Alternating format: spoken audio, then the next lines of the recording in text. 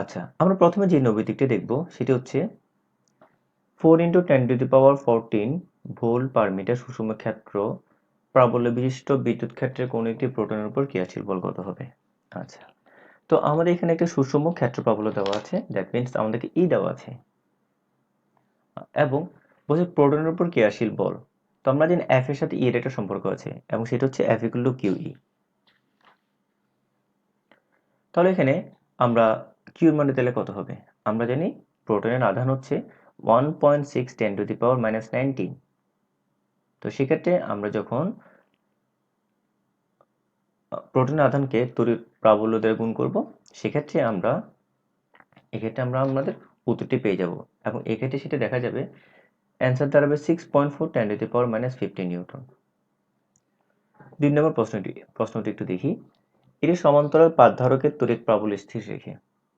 খেয়াল করে আমরা তড়িৎ প্রাবল্য স্থির অর্থাৎ তড়িৎ প্রাবল্যকে আমরা ধ্রুবক ধরব। তড়িৎ বিভব ও পাতদ্বয়ের মধ্যবর্তী দূরত্বের মধ্যকার সম্পর্ক নিচে কোন গ্রাফটি নির্দেশ করতে পারে? তাহলে আমরা জানি সমান্তরাল পাতের ক্ষেত্রে ভি ইকুয়াল টু ইডি অর্থাৎ বিভব ইকুয়াল টু প্রাবল্য ইন্টু দূরত্ব। তো এখানে আমাদের ই যদি আমাদের ধ্রুবক থাকে, যেহেতু বলা হচ্ছে আমাদের তড়িৎ প্রাবল্য স্থির রাখবো, তার মানে ই হচ্ছে ধ্রুবক। সেক্ষেত্রে আমরা দেখতে পাচ্ছি ভি এবং ডি পরস্পর সমানুপাতিক। তাহলে এখানে অ্যান্সার তাহলে কোনটি হবে? অ্যান্সারটি হবে খ। এই স্ট্রেট লাইনটি আমাদের সমানুপাত সম্পর্ককে ডিফাইন করে। 3 নম্বর প্রশ্নটি একটু খেয়াল করি। পৃথিবীর ব্যাসার্ধ দেওয়া আছে 6500 কিলোমিটার, এর ধারকত্ব কত? তো আমরা জানি পৃথিবী গোলক এবং গোলাকার পরিবাহীর ধারকত্ব হচ্ছে 4πε0r।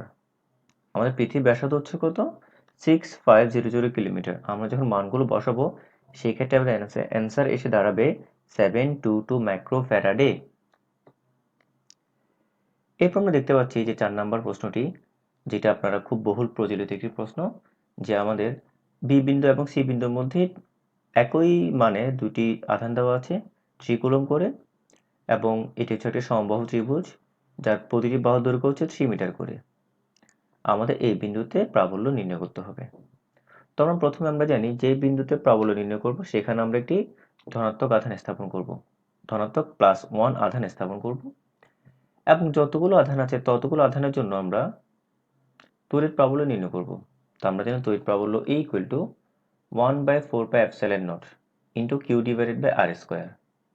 তাহলে আমরা বি বিন্দু এবং সি বিন্দু দুইটি আধানের জন্য দুইটি ই পাবো, একটা U1 একটা ধরবো আমরা E2 এবং দেখা যাবে এখানের মধ্যে দুইটি মানই সমান। কেন? দেখা যাচ্ছে আমাদের আধানের মানও সমান এবং এই বিন্দু থেকে বি বিন্দু দূরত্ব, এই বিন্দু থেকে সি বিন্দু দূরত্ব একই। এবং এই ক্ষেত্রে আমরা দেখব তড়িৎ প্রাবল্য কোন দিকে কাজ করছে। আমরা যখন এই বিন্দুতে একটি +1 আধান স্থাপন করব, +3 কুলম্ব আধান +1 আধানকে BA বরাবর বাইরের দিকে বিকর্ষণ করবে এবং +3 সি বিন্দুতে স্থাপিত +3 কুলম্ব এই বিন্দুতে স্থাপিত +1 আধানকে ঠিক বাইরের দিকে স্থাপন করবে এবং এই ক্ষেত্রে আমরা এই দুটি প্রাবল্যের মধ্যবর্তী কোণের মান পাবো 60 ডিগ্রি বা 60 ডিগ্রি এবং আমরা হিসাব করে দেখা যাচ্ছে যে এই ক্ষেত্রে আমাদের অ্যান্সার এসে দাঁড়াবে, আচ্ছা এটা আপনাদের কাছে বললাম না, এটা আপনারা নিজেরা করে দেখাবেন, দেন আমাকে জিজ্ঞেস করলে আমি আপনাদের অ্যান্সারটা বলে দেবো। এরপর 5 নম্বরটি আসি আমরা। ঠিক এখানে একটি ত্রিভুজ দেওয়া আছে, আমাদের এ বিন্দু এবং সি বিন্দুর মধ্যে দুইটা আধান দেওয়া আছে, একটি -1.6 একটি হচ্ছে +4.8 এবং একটা কন্ডিশন দেওয়া আছে যে AD CD এবং BD হচ্ছে সমান। কারণ আমাদের চাচ্ছে যে আমরা বি বিন্দুতে কত চার স্থাপন করলে ডি বিন্দুতে মোট বিভব 0 হবে। তো আমরা দেখব যে বি বিন্দুতে আমরা একটা আধান স্থাপন করব, তার মানে ডি বিন্দুর চারপাশে মোট 3টি আধান, একটি সি বিন্দুতে, একটি এ বিন্দুতে, একটি বি বিন্দুতে। আমরা বি বিন্দুর আধানটি বের করব যেন ডি বিন্দুতে আমাদের বিভবের মান 0 হয়। তাহলে ইভেন আরেকটা মজার বিষয় হচ্ছে এখানে যে ডি থেকে প্রতিটি বিন্দু দূরত্ব হচ্ছে আমাদের সমান। তো এই ক্ষেত্রে আমরা গতকাল ক্লাসের মধ্যে একটা শর্টকাট টেকনিক ফলো করবো, সেটা হচ্ছে সবগুলো আধানের যোগফল ইকুয়াল টু 0। তাহলে একটি আধান হচ্ছে -1.6 প্লাস 4.8 প্লাস কিউ, যেটা আমরা বি বিন্দুতে আধান ধরে নিলাম, ইকুয়াল টু 0। তাহলে এক্ষেত্রে আমাদের কিউর মান কত আসবে? -3.2 কুলম্ব। ওকে, এবার আমরা 6 নম্বরটা একটু দেখি যে বিভব একটি একক হচ্ছে ভোল্ট। বিভবের একক হচ্ছে ভোল্ট, এর সমতুল্য একক কোনটি? তো আমরা জানি V equal to W by Q. W একক হচ্ছে জুল এবং কিউ এর একক হচ্ছে কুলম। তাহলে এক্ষেত্রে আমরা তাহলে কি পাচ্ছি? Joule per coulomb. অর্থাৎ এখানে ভোল্টের আরেকটি ইকুইভ্যালেন্ট একক বা তুল্য একক হচ্ছে জুল পার কুলম। এবার আমরা দেখব 7 নম্বর প্রশ্নটি। সেখানে দেওয়া আছে 5 নিউটন পার কুলম প্রাবল্যের সুষম তড়িৎ ক্ষেত্রে, অর্থাৎ সহজ কথা এখানে আমাদের একটি তড়িৎ ক্ষেত্র প্রাবল্য দেওয়া আছে যেটা 5 নিউটন পার কুলম অর্থাৎ ই। খেয়াল করি আমরা দুটি বিন্দু দূরত্ব হচ্ছে 10 সেন্টিমিটার, অর্থাৎ এই ক্ষেত্রে আমাদের ডি দেওয়া আছে সেটা হচ্ছে 10 সেন্টিমিটার বা আমরা মিটার নিয়ে গেলে 0.1 মিটার। বলা হচ্ছে যে বিভব পার্থক্য কত? তো আমরা জানি ভি ইকুয়াল টু ইডি, খুব সহজ একটা সমীকরণ। আমরা ই এর মান জানি 5 এবং ডি এর মান হচ্ছে 0.1, তাহলে এক্ষেত্রে আমাদের অ্যান্সারটা কত দাঁড়াবে? খ 0.5 ভোল্ট। 8 নম্বর কোশ্চেনটা খুব ইন্টারেস্টিং। 1 কুলম্ব চার্জ কতটি ইলেকট্রন চার্জের সমান? আমরা চার্জের কোয়ান্টাম অনুসারে কি জানি? Q equal to n e. এখানে কিউর মান হচ্ছে আমাদের 1 কুলম্ব আর ই তো আমরা জানি 1.6 10 টু দি পাওয়ার -19। এবং এই ক্ষেত্রে আমরা খুব সহজে এন এর মানটা পেয়ে যাব, N equal to Q divided by E, এবং সেই ক্ষেত্রে আমাদের অ্যান্সারটা এসে দাঁড়াবে 6.25 10 টু দি পাওয়ার 18। 9 নম্বর প্রশ্নটি খেয়াল করি, এখানে অনেকগুলো ধারক, প্রায় 5টি ধারক এখানে সজ্জিত আছে। আমাদেরকে তুল্য ধারকত্ব বের করতে হবে। আচ্ছা, তো এখানে আমরা খেয়াল করি যে ধারকগুলোর সম্পর্কটা কি? ওরা কি পরস্পর সমান্তরাল নাকি তারা পরস্পর সিরিজ? আমরা এক্স থেকে শুরু করি, চলা শুরু করি যে আমি এক্স থেকে আমি এখানে আসলাম, প্রথম ধারক, এরপর দ্বিতীয় ধারক, এরপরে তৃতীয় ধারক, এরপরে চতুর্থ, এরপরে পঞ্চম। তো আমরা দেখতে পাচ্ছি যে ধারকগুলো পরস্পর শ্রেণীতে সংযুক্ত।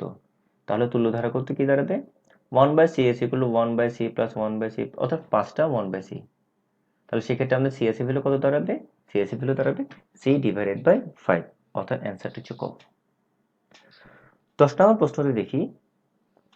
সমবিভব তলে এক বিন্দু থেকে অন্য বিন্দুতে আধান স্থানান্তরে কৃত কাজ কত? আমরা জানি সমবিভব তলে কৃত কাজ 0, কারণ যেহেতু কোনো বিভব পার্থক্য নেই সেহেতু আমাদের এখানে কোনো কাজ করতে হচ্ছে না।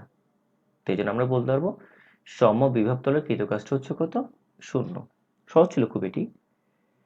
11 নম্বর প্রশ্নটি একটু দেখি। তড়িৎ বলরেখা 1 নম্বর বদ্ধ বক্ররেখা পরস্পরকে ছেদ করে না এবং পরস্পরকে পার্শ্ব চাপ দেয়, এবং প্রথমটা হচ্ছে ক, আমরা জানি বদ্ধ বক্ররেখা। আমরা বদ্ধ বক্ররেখা কখন পাবো? যখন আমাদের তড়িৎ ক্ষেত্রটি হবে ঋণাত্মক আধানের। আর আমরা খোলা বক্ররেখা কখন পাবো? যখন আমাদের তড়িৎ ক্ষেত্রটি ধনাত্মক আধান বিশিষ্ট হবে। এবং তড়িৎ বলরেখা কখনোই পরস্পরকে ছেদ করে না, কারণ আমরা জানি যদি তড়িৎ রেখা দ্বয় পরস্পরকে ছেদ করতো তাহলে ছেদের বিন্দুতে আমরা দুইটি স্পর্শক টানতে পারতাম। এই দুটি স্পর্শক তড়িৎ ক্ষেত্রের দুইটি দিক নির্ণয় করত, কিন্তু এইটি তড়িৎ ক্ষেত্রের দিক তো একটি। তো সেক্ষেত্রে আমরা বলতে পারি যে তড়িৎ বলরেখা কখনোই পরস্পরকে ছেদ করে না এবং তারা অবশ্যই পরস্পরকে পার্শ্ব চাপ দেয়। তাহলে এখানে অ্যান্সারটা কি দাঁড়াচ্ছে? 1, 2, 3 বা ঘ নম্বরটি। 12 নম্বর প্রশ্নটি দেখি। 12 নম্বরটি, ধারকের পাতের মধ্যবর্তী দূরত্ব বৃদ্ধি পেলে ধারকত্ব বৃদ্ধি পাবে, হ্রাস পাবে নাকি অপরিবর্তিত থাকবে? আমরা জানি C equal to epsilon naught A divided by D. তো আমরা দেখতে পাচ্ছি যে আমাদের সি এর সাথে ডি এর একটি সম্পর্ক আছে এবং সেটা হচ্ছে ব্যস্তানুপাতিক, অর্থাৎ দূরত্ব বৃদ্ধি পেলে তার ধারকত্ব অবশ্যই হ্রাস পাবে। তাহলে এখানে অ্যান্সারটা হচ্ছে কত? 2 নম্বর। এরপর আমরা দেখব যে 13 এবং 14 আমাদের একটু উদ্দীপক দেওয়া আছে। 90 সেন্টিমিটার ব্যাসার্ধের এটি ফাঁপা গোলকে 9 কুলম্ব চার্জ আছে। আমাদের 13 নম্বর প্রশ্ন হচ্ছে গোলকের অভ্যন্তর তড়িৎ প্রাবল্য নির্ণয় করো। তাহলে গোলকের অভ্যন্তর তড়িৎ প্রাবল্য তাহলে কি হবে? E equal to 1/4 pi epsilon naught q divided by r square। না, একটু কেয়ারফুল থাকবো আমরা এখানে। আমরা তো জানি গোলকের অভ্যন্তরে কোনো ধরনের আধান স্থাপন করা যায় না, এবং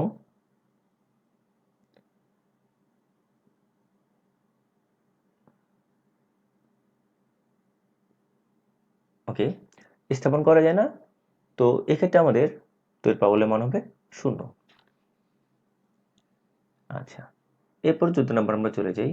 চার্জিত গোলকটির ক্ষেত্রে তড়িৎ বিভব এবং কেন্দ্র হতে দূরত্বের মধ্যে লেখচিত্র কোনটি? আমরা জানি যে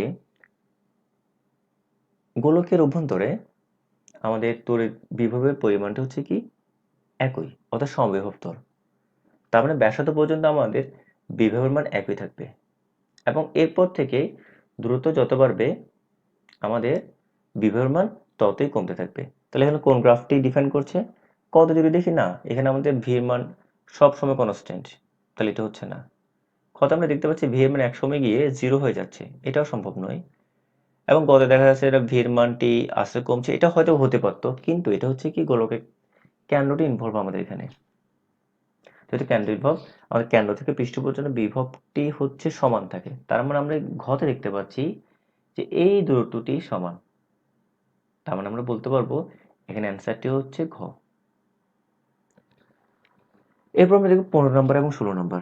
এখানে একটা আমাদের ধারকের একটা কম্বিনেশন দেওয়া আছে এবং আমাদের কম্বিনেশনগুলো হচ্ছে C2 এবং C3 হচ্ছে সমান্তরালে কানেক্টেড এবং C1 হচ্ছে তাদের সাথে শ্রেণীতে কানেক্টেড। আমরা এখানে ফার্স্টে তুল্য ধারকত্ব বের করব। যেহেতু C2 এবং C3 সমান্তরালে কানেক্টেড, তাহলে এখানে আমরা CP ইকুয়াল টু কি পাবো? CP equal to C2 plus C3। তাহলে এখানে আমরা কত পাবো? 4। এবং C1 এর মান হচ্ছে 5 মাইক্রোকুলম্ব। তাহলে আমরা এটা হচ্ছে প্যারালালে তারা শ্রেণীতে কানেক্টেড। তাহলে এক্ষেত্রে আমাদের সূত্রটি কি দাঁড়াবে? 1/CS equal to 1/C1 plus 1/CP। তাহলে আমরা এক্ষেত্রে মানটি পেয়ে যাব 2.22 মাইক্রোফ্যারাডে। এবার আমরা 16 নম্বর প্রশ্নটি একটু দেখি যে ধারকগুলোকে যদি সমান্তরালে কানেক্ট করা হয় সেক্ষেত্রে সঞ্চিত শক্তি পূর্বের তুলনায় কত গুণ হবে? তাহলে আমরা শুরুতে আগে সঞ্চিত শক্তি কত সেটা আমরা বের করে নিব এবং সেক্ষেত্রে আমরা দাঁড়াবে U equal to half CV square. CV value কত ছিল? 2.22 মাইক্রোফ্যারাডে এবং সেক্ষেত্রে আমাদের U দাঁড়াবে 40 জুল। এবং পরবর্তীতে ধারকগুলোকে সমান্তরালে সংযুক্ত করা হলে আমাদের তুল্য ধারক করতে পাবো সবগুলো ধারকের যোগফল, অর্থাৎ 2 2 আর 5, দ্যাট মিনস যোগ করলে 9 পাবো এবং সেক্ষেত্রে আমাদের সঞ্চিত শক্তির পরিমাণ পাবো ইউ প্রাইম এবং সেটা হচ্ছে কত? 162 জুল। এখন আমরা যখন ইউ প্রাইমকে ইউ দ্বারা ভাগ করবো, ভাগফল দাঁড়াবে প্রায় 4-এর কাছাকাছি, অর্থাৎ এক্ষেত্রে আমাদের অ্যান্সার হচ্ছে কত? 4 গুণ। আমরা 17 নম্বর এবং 18 নম্বর প্রশ্নটি একটু দেখি, যেখানে মোট দুইটা গোলক দেওয়া আছে, ছোট গোলক বড় গোলক। আমাদেরকে বলে দেওয়া হচ্ছে পি বিন্দুতে বিভব কিউ বিন্দুতে বিভব চেয়ে বেশি। আচ্ছা, আমরা কি করবো? জাস্ট খুব সিম্পলি আমরা আমাদের বিভবের নির্ণয় সূত্র আমরা অ্যাপ্লাই করব। V1 equal to 9 10 to the power 9 Q divided by R. তো এখানে আমাদের ছোট গোলকের ব্যাসার্ধ হচ্ছে 3 সেন্টিমিটার এবং বড় গোলকের ব্যাসার্ধ হচ্ছে কত? 4 সেন্টিমিটার। তাহলে আমরা পাচ্ছি ছোট গোলকের বিভবের মান 600, একটা হচ্ছে আর বড় গোলকের বিভব হচ্ছে কত? 450, 100। তাহলে আমরা বলতে পারবো যে হ্যাঁ, পি বিন্দুতে বিভব কিউ বিন্দুতে বিভবের চেয়ে বেশি। হ্যাঁ, একটা জিনিস খেয়াল করবো আমরা এখানে, পি বিন্দু আমাদের গোলকের ভিতরে অবস্থিত, কিউ বিন্দু বড় গোলকের ভিতরে অবস্থিত, কিন্তু আমরা এখানে বিভব নির্ণয়ের সময় কি অ্যাপ্লাই করেছি? আমরা আর এর মান ধরেছি কোনটি? গোলকের ব্যাসার্ধ। খুব খেয়াল রাখবো, কারণ গোলকের অভ্যন্তরে প্রতিটি বিন্দুতে বিভবের মান সমান। তাহলে গোলকের অভ্যন্তরে বিভব নির্ণয়ের সময় আমরা সবসময় দূরত্ব ব্যবহার করব গোলকের ব্যাসার্ধ। এরপর আমরা দাঁড়াবো পি এবং কিউ বিন্দুর প্রাবল্য শূন্য। পি বিন্দু কিউ বিন্দু উভয় গোলকের অভ্যন্তরে অবস্থিত। দ্যাট মিনস এটি সত্য, পি বিন্দু কিউ বিন্দুতে প্রাবল্য কি হবে? শূন্য হবে। ছোট গোলকের ধারকত্ব বড় গোলকের ধারকত্ব অপেক্ষা বেশি না, এটা ভুল। কারণ আমরা জানি ধারকত্ব হচ্ছে আমাদের ব্যাসার্ধের সাথে সমানুপাতিক। যার ব্যাসার্ধ বেশি তার ধারকত্ব তত বেশি। তাহলে এক্ষেত্রে বড় গোলকের ব্যাসার্ধ বেশি, তাহলে বড় গোলকের ধারকত্ব বেশি দাঁড়াবে। এবং 18 নম্বর প্রশ্নটা হচ্ছে গোলকদের সংযোগ রেখার কোন বিন্দুতে লব্ধির প্রাবল্য শূন্য হবে? এটা আপনারা করবেন, বাট আমি এটা হিন্টস দিয়ে দিই। এখানে সবগুলো আধানের মান সমান, ওকে, এবং দুজনে ধনাত্মক। তাহলে এক্ষেত্রে সহজ কথা আমি শর্টকাটে বলে ফেলি, এক্ষেত্রে আমরা তড়িৎ প্রাবল্য শূন্য পাবো ঠিক মাঝখানে, অর্থাৎ 4 অর্ধেক কত? 2 মিটারে। এটা আপনারা একটু ম্যাথ করে যেভাবে করিয়েছে আপনারা ওভাবে ম্যাথ করলে দেখবেন যে ঠিক সেম অ্যান্সারটা আপনারা পাবেন। 19 নম্বর হচ্ছে একটি গোলকের পৃষ্ঠে 10 কুলম্ব চার্জ দেওয়া হলো, গোলকের ব্যাসার্ধ দেওয়া আছে, আমাদের চার্জের তল ঘনত্ব। আমরা জানি তল ঘনত্ব sigma equal to Q divided by A. তো কিউ হচ্ছে 10 আর এ হচ্ছে আমাদের এরিয়া, গোলকের এরিয়া হচ্ছে কত? 4 পাই আর স্কোয়ার এবং এক্ষেত্রে আমরা মানটি পাবো 0.79 কুলম্ব মিটার ইনভার্স 2। এবং লাস্ট ওয়ান হচ্ছে 4 কুলম্ব এবং -4 কুলম্ব মানে দুইটি চার্জ পরস্পর থেকে 0.1 মিটার দূরে অবস্থিত হলে দ্বিমেরু ভ্রামকের মান কত? আমরা জানি তড়িৎ দ্বিমেরু ভ্রামক P = Q × 2L হচ্ছে মধ্য